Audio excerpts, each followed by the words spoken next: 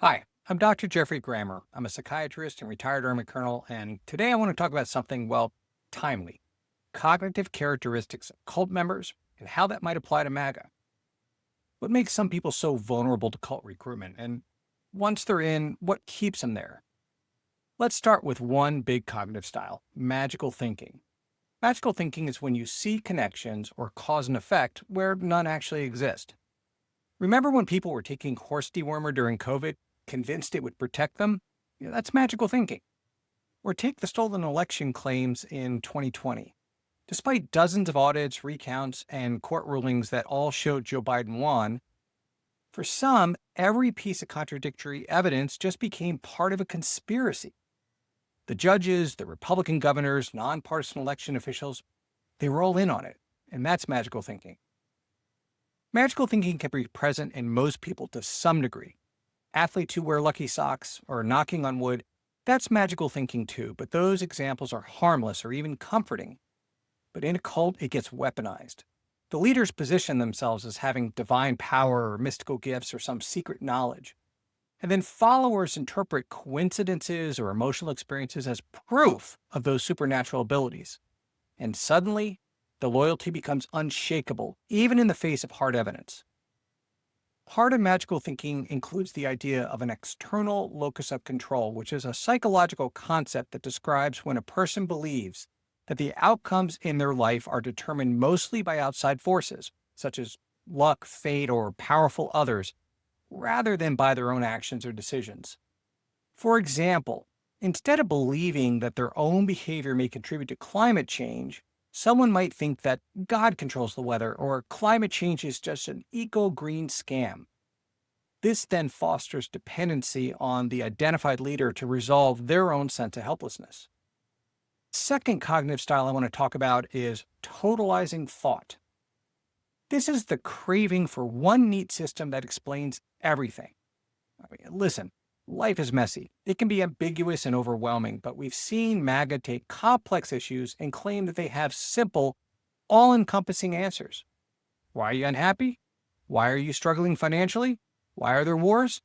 Simple. It's the radical left's fault, or it's NATO taking advantage of us, or it's illegal immigration, or whatever single cause that the doctrine serves up. The problem is, once you buy into that totalizing system, you stop questioning. Doubt is then weakness, and independent thought is betrayal to your group. And all or none thinking starts to take over. You're either with us or you're against us. And that's how extremism hardens. So, how do you help someone step outside of this mindset? Well, traditionally, the advice has been to be non confrontational. You don't attack the beliefs head on because that only triggers a more rigorous defense. For example, let's take Trump's 34 felony convictions.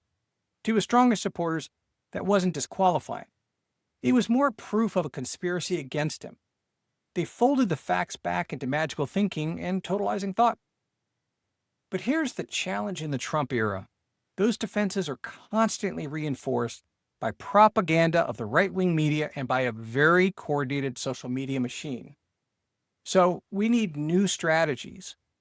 That's why Gavin Newsom's parody of Donald Trump on X has been really interesting. He's using a psychological tool called mirroring. If you hold up a reflection that highlights the absurdity of someone's beliefs or behaviors, it's not really an attack, it's a way of nudging self-awareness. That kind of creative communication is what I think we need to explore for an indirect affront to the MAGA machinery. And here's the balance. Yes, critique the MAGA agenda, but also show compassion for the people who have been lied to. Not for the lie itself, but for the betrayal that they've endured. So let's take the Epstein files. Trump promised to release them, and he didn't. So say, yeah, we agree pedophiles should be held accountable, and I'm sorry Trump didn't keep his word. That approach invites reflection rather than resistance. What doesn't work? Long academic monologues about why Trump supporters are wrong, or strongly worded memoranda for the record that most voters will never see.